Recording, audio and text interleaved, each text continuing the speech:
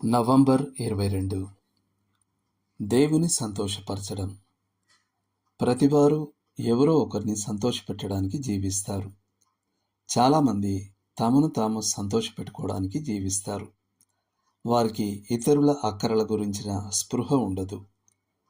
ఓ ప్రయాణం యొక్క స్ఫూర్తి ఏమిటంటే స్వేచ్ఛ.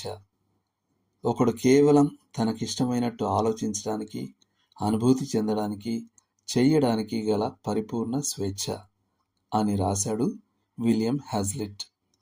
అయితే ఆ సలహా ఓ సెలవు కాలానికి పనికొస్తుందేమో కానీ దైనందిన జీవిత వ్యవహారాలకు అదెప్పుడూ పనికిరాదు.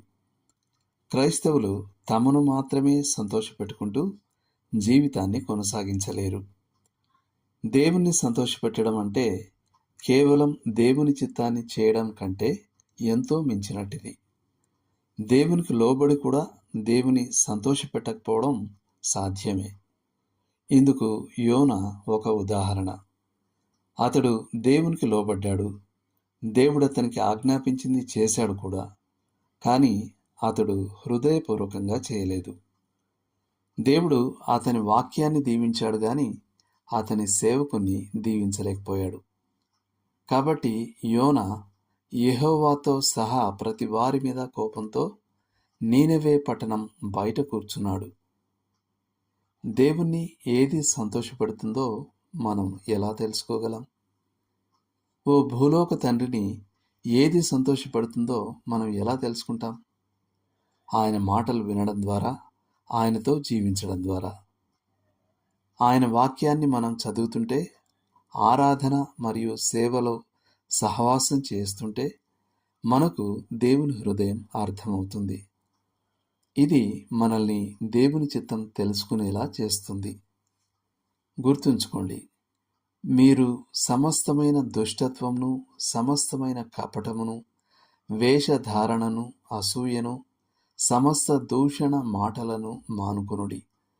మీరు చీకటిలో నుండి ఆశ్చర్యకరమైన తన వెలుగులోనికి మిమ్మను పిలిచిన వాని గుణాతిశయములను ప్రచురం చేయు నిమిత్తం ఏర్పరచబడిన వంశమును, రాజులైన యాజక సమూహమును, పరిశుద్ధ జనమును, దేవుని సొత్తైన ప్రజలునై ఉన్నారు.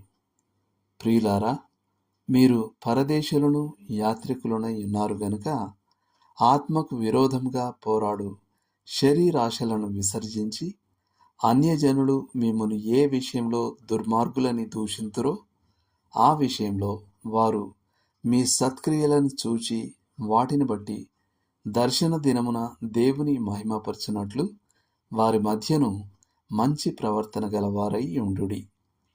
పేతురు రాసిన మొదటి పత్రిక 2వ అధ్యాయం 2, 9, 11, 12 వచనాలు. మీ బైబిల్ అందుకోండి.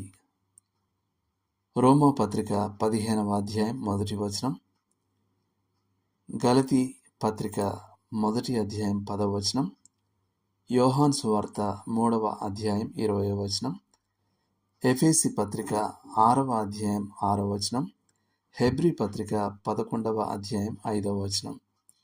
చేయాల్సిన పని: మీ భజన కీర్తనల పుస్తకంలో నమ్మి లోబడండి అనే పాట తీసి మీరు ధైర్యం చేయగలిగినంత బిగ్గరగా పాడండి.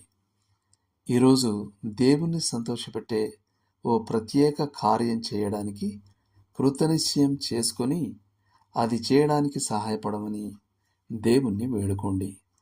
దేవుడు మిమ్మల్ని దీవించునుగాక. ఆమెన్.